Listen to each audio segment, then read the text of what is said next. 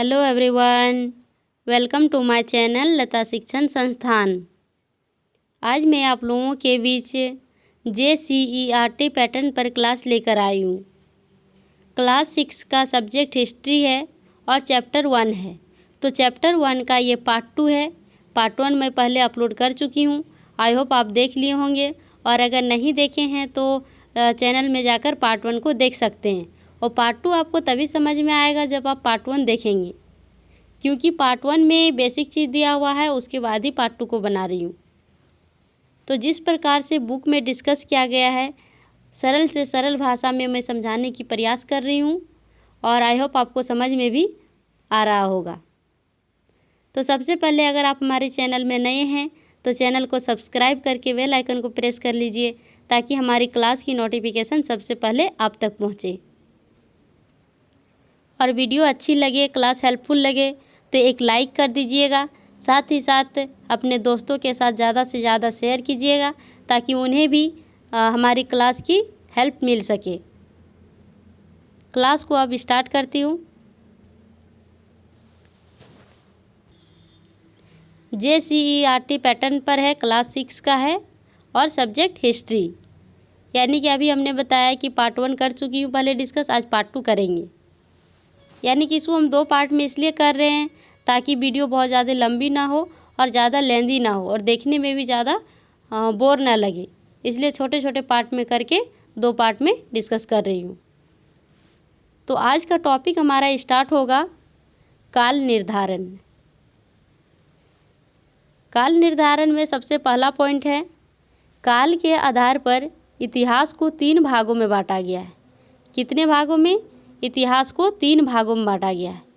First है प्राग ऐतिहासिक काल, सेकेंड है ऐतिहासिक काल, और थर्ड है आद्य ऐतिहासिक काल। तो तीनों के बारे में हम लोग थोड़ा थोड़ा डिस्कस करेंगे। जो बेसिक है, क्लास 6 का है, तो हमें बहुत ज़्यादा डीप नहीं पढ़ना है। JCERT बुक में जिस प्रकार से दिया है उसी के आधार पर मैं डिस्कस कर रही हूँ। ऐसे तो अगर प्रागैतिहासिक काल के बारे में डिस्कस किया जाए तो क्लास बहुत लंबी होगी, बहुत बड़ी वीडियो हो जाएगी। लेकिन हम लोग इसमें उतना नहीं करेंगे, जितना क्लास 6 के JCERT पैटर्न पर दिया है उसी के आधार पर डिस्कस करेंगे। तो हम लोगों ने जाना कि काल के आधार पर इतिहास को 3 भागों में बांटा गया है। कौन कौन? प्रागैतिहासिक काल, ऐतिहासिक काल, आद्य ऐतिहासिक काल। अब हम लोग देखते हैं सबसे पहले प्रागैतिहासिक काल। प्रागैतिहासिक काल जिस काल में मनुष्यों का कोई लिखित साक्ष्य नहीं मिलता है, यानी कोई रिटन एविडेंस नहीं मिला है, उसे प्रागैतिहासिक काल कहा जाता है। यानी कि कुछ तो अवशेष मिले हैं उस काल के, प्रागैतिहासिक काल के अवशेष मिले हैं, लेकिन उस समय का कोई लिखित साक्ष्य नहीं मिला है, कोई लिखित अवशेष नहीं मिला है, उसे प्रागैतिहासिक काल कहते हैं। आद्य ऐतिहासिक काल किसे कहते हैं? जिस काल से लिखित साक्ष्य मिले हैं लेकिन उसे अभी तक पढ़ा नहीं जा सका है। यानी कि लिखित तो मिले हैं, रिटन एविडेंस तो मिले हैं, लेकिन उसे अभी तक कोई भी इतिहासकार पढ़ नहीं पाया है, उसे आद्य ऐतिहासिक काल कहा जाता है। नेक्स्ट पॉइंट देखेंगे। अब है आपका अतीत की जानकारी। अब हम लोग जानेंगे कि अतीत की जानकारी यानी इतिहास की जानकारी हम लोग किस प्रकार से करते हैं, क्या क्या उसके स्रोत है। सबसे पहला पॉइंट है पांडुलिपि।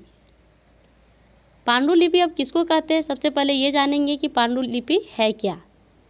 हाथ से लिखा जाने वाला पुस्तकों को पांडुलिपि कहते हैं। जैसा कि आप जानते हैं कि अभी के समय में प्रिंटिंग बुक आ गया है, प्रिंट करके निकाला जाता है, लेकिन पहले के समय अतीत में क्या था कि हाथों से लिखा जाता था। जो भी किताबें होती थी उसे हाथों से लिखा जाता था, और हाथों से लिखे जाने वाले पुस्तक को, किताबों को क्या कहा जाता है? पांडुलिपि कहा जाता है।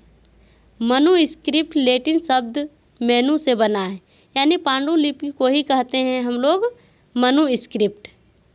और मनुस्क्रिप्ट किससे बना है? मेनू से बना है। लैटिन शब्द मेनू से बना है मनुस्क्रिप्ट, जिसका अर्थ क्या होता है? उसका अर्थ होता है हाथ।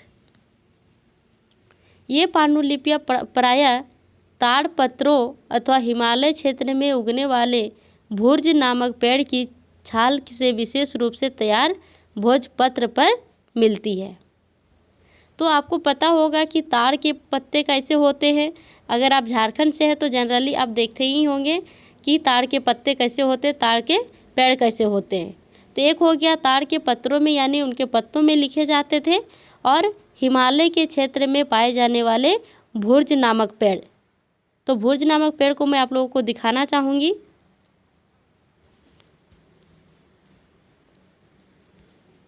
ये है आपका भुर्ज नामक पेड़, जो कि हिमालय के क्षेत्र में पाया जाता है। इसी पेड़ के छाल को पेपर की तरह तैयार करके उसमें पांडुलिपियाँ यानी कि लिखी जाती थी, मनुस्क्रिप्ट।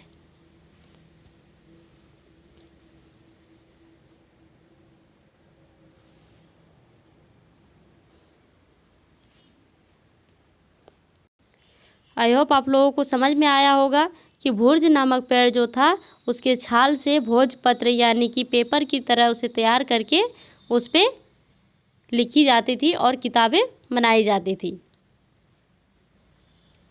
नेक्स्ट पॉइंट देखेंगे हम लोग, भारत का सबसे पुराना ग्रंथ। आपको भी पता होगा कि भारत का सबसे पुराना ग्रंथ क्या है, तो वेद है। और वेद कितने हैं, 4 वेद है। वेद के बारे में अभी हम लोग ज़्यादा डिस्कस नहीं करेंगे, बस इतने ही जानेंगे कि वेद सबसे पुराना ग्रंथ है वेद, और वेद कितने हैं, 4 है। नेक्स्ट है उपनिषद। उपनिषद महाकाव्य में रामायण और महाभारत दोनों आते हैं।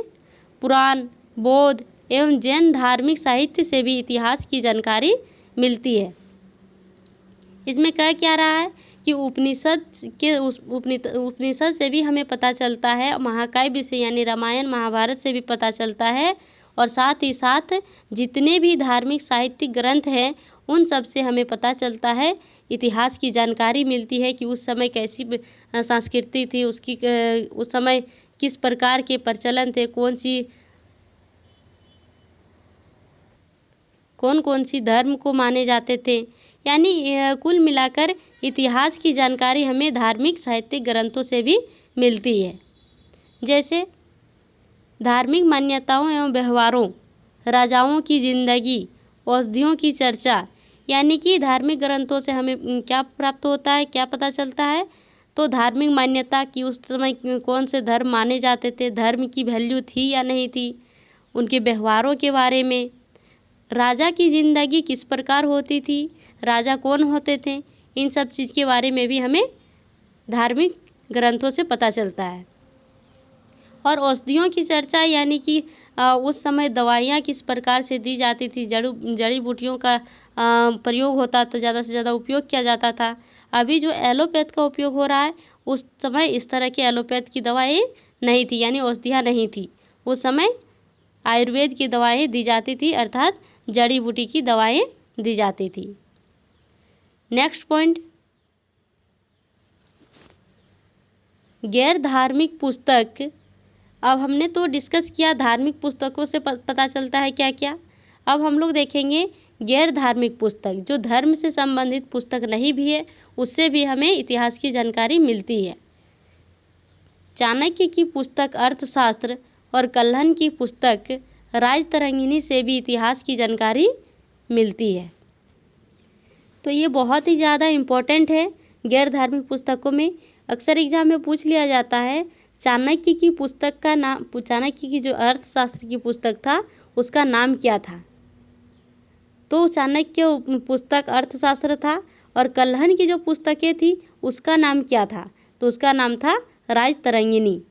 यानी इन दोनों से भी इतिहास की काफ़ी जानकारी हमें मिलती है।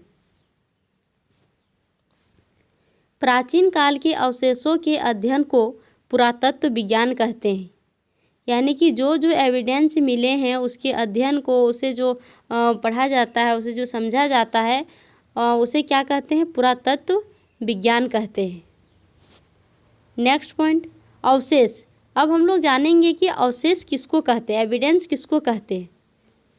जैसे स्मारक, सिक्के, मिट्टी के बर्तन, पत्थर तथा धातु के औजार, या फिर प्रतिमाएं इत्यादि, ये सभी क्या है, ये सभी अवशेष है, यानी कि इन सब चीज़ों से हमें इतिहास की जानकारी मिलती है। स्मारकों को देख कर के हमें पता चलता है। कई सिक्के प्राप्त हुए हैं सोने के, चांदी के। प्राचीन काल में तो ज़्यादातर सोने चांदी के ही सिक्के चलते थे और तांबे के, अभी जैसे सिक्के नहीं चलते थे। तो सिक्कों से भी हमें इतिहास की जानकारी मिलती है। मिट्टी के कई ऐसे बर्तन मिले हैं जिससे भी पता चलता है, और साथ ही साथ पत्थर और धातु के जो औजार थे उस समय के, उससे भी और मूर्तियों से भी हमें इतिहास की काफ़ी जानकारी मिलती है। नेक्स्ट, प्राचीन काल के सिक्के सोना, चांदी, तांबे। अभी हमने बताया तुरंत कि प्राचीन काल में ज़्यादातर सिक्के सोने, चांदी और तांबे के ही मिलते थे।